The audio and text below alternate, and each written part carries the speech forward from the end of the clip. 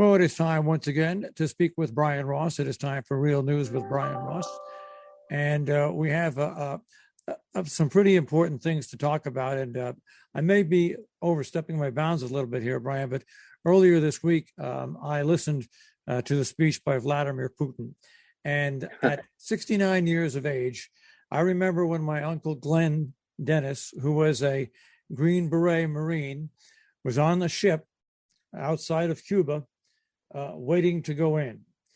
And I remember those times. And if anybody has ever seen the documentary made on that fateful week, which turned out blessedly okay for the world, Vladimir Putin brought me back to those days. And I really think that this guy is really put into a corner that scares me. Well, he's put himself into a corner as well. He has all these troops surrounding Ukraine. He's been told lots of bad things will happen if he actually invades, sends a tank or a soldier across the border, and he has no real exit strategy. He's jammed up.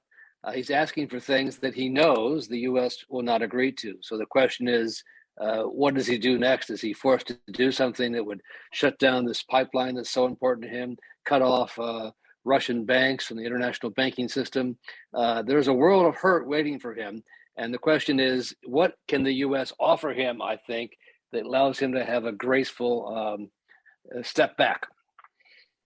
Well, without that graceful step back, I fear that we are, he basically indicated he'd go to war with all of Europe. And I guess that's what scares me the most. Yes, it does. I agree with you, but I wonder if that's a valid threat. Is he really prepared to do that? Yeah. Well, nowadays with it seems all over the world, we have leaders that say things that seem unbelievable, but sooner or later come out to be believable. You're right about that, and no doubt it's a very tense situation because with some small number of U.S. troops in the area now and tensions high, one little mistake, one little accidental shooting or a trigger-happy person could set off another war.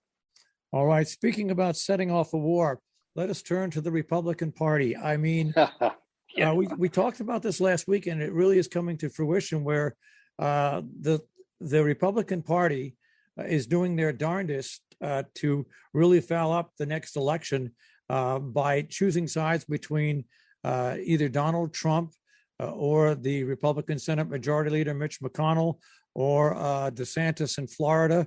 It really is a wide open war that has really broken out in the Republican Party. And it's a fight for the soul of the Republican Party, which for many is Donald Trump. Mitch McConnell obviously is not having any of that. He said it quite clearly. It was a violent insurrection. And that's something that the Republican National Committee is calling peaceful discourse, which is outrageous, I think, for anyone who saw the videos or knows what happened that day. But they prepare to go along with this fantasy belief in lockstep with the man down in Mar-a-Lago. There's another story that I don't know if people are aware of. Oxford scientists have come through with a breakthrough. This is something from the science fiction movies, nuclear fusion that would produce free, clean electricity. That's long been a dream, I know, and back and forth about whether that can work, whether we have the right. I've talked to people up at MIT and Harvard who have proposed all sorts of plans. We have a fear about anything that suggests nuclear or a different kind of nuclear, but maybe that is in our future. It's an amazing story, and if you go back in science fiction movies, the more you go back in science fiction movies and you see what's developing today, it's pretty amazing, and that's a story that I think we're all going to have to watch. But also, how about what former Vice President Pence rebuking Trump as well, and right. he did get a lot of support from Republicans. You say he got a lot of support. He got some support, and there are those that are drawing the lines here. But for the most part, the vast majority of Republican office holders seem to be very cowardly about this, and they are afraid to take on Donald Trump, which is very telling. Gives you an idea. He's built up a huge $100 million plus war chest, money he'll spend on the midterm elections. And people have learned if they trust him, he'll come after them. In the meantime, he has his own world of trouble on the legal system with a grand jury to be convened later this year in Atlanta, and the ongoing investigations in New York. The clock is ticking, I think, on a time when he may, or someone in his family may be charged with a crime. But did you ever think you would actually see the Republican Party come out and in your lifetime and say what they said about the January 6th insurrection? Did you ever in your wildest dreams of covering the party of law and order, how far they have come to somehow embrace his deranged view? If you read some of his recent statements, it really is, someone said this is somebody that should be in a straitjacket. I don't know if I agree with that, but they're very strange. He has bought into this big lie, the complete fabrication of the rigged election, and he won't stop. He just won't stop. It's pretty amazing when you look at that.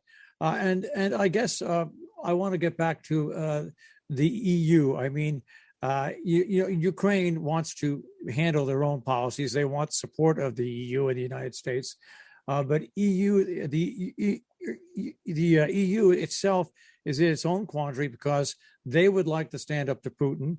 They are backed into a corner just as much as Putin is because they do rely, especially Germany, on the proposed gas that Russia can send them. That's right, and there are economic issues here that are very severe and very serious, and I think both sides recognize that. And you have a classic game of sort of diplomatic chicken: who's gonna blink first, who come across as more likely to sort of make good on threats. And that's why I say again, Marshall, as we were saying at the beginning of our little chat, that it seems to me that Putin's in a situation where he needs a way to get off the freeway towards war. He needs an exit ramp that he can live with, and he can tell his people, I guess, that he's accomplished something. And no doubt, talking to top U.S. officials, there's room there for the U.S. and Russia and Europe to discuss the nature of security arrangements and what should be allowed. But there's no way the U.S. is going to allow Putin to dictate who can or cannot join NATO. And finally, taking a look at COVID, states in this country and also other countries now seem to be, I'm not about saying putting up the white flag, but basically looking at the future and saying, you know what, we're going to have to deal with this over the long-term basis. And they're taking away many of the short-term actions that were put into place. Right. And the mask mandates in our state and elsewhere are being eliminated shortly. And, as everyone says, we've got to get used to it. We're no longer in a pandemic or an endemic. It's always going to be there, and we'll fight it off as best we can. But we have the medicine to treat it, and we have the vaccines for those who are prepared to take the vaccines to prevent its spread. So you can say maybe we're in a better shape than we've been in some time as the Omicron variant has subsided. The cases are way down. The deaths are still high. It's just amazing. 2,500 people a day die in this country from the COVID-19, largely the Omicron. And that doesn't merit a major story. 2,500 people a day, Marshall. It's amazing. It really is. I think sometimes this world gets overnewsed and people just get used to it. It's like when we lost our first astronauts. You just expect everything's going to go as planned, and you forget that our astronauts were riding on billions of tons of explosive material, and it becomes an everyday thing for us. Right. As one of the astronauts said, we're on a big machine here that built by the lowest bidder. So, but I think, we talk about COVID-19, we're all tired of it. I mean, we're now in our third year here. Everyone's tired of it. You can understand the movement. We could have done better in this country if more people had taken the vaccine. We are not particularly well suited that way. We could have done better. We're doing okay, but it seems to me, talking to the top experts here, it was a big disappointment that so many Americans would somehow bring together this notion of standing up to Joe Biden, supporting Donald Trump, not taking the vaccine, not wearing masks. How could this become so politicized? It's just stunning to me. Brian, it's always great to talk with you, and we'll speak with you again next week. Look forward to it very much, Marshall. Thank you, Brian.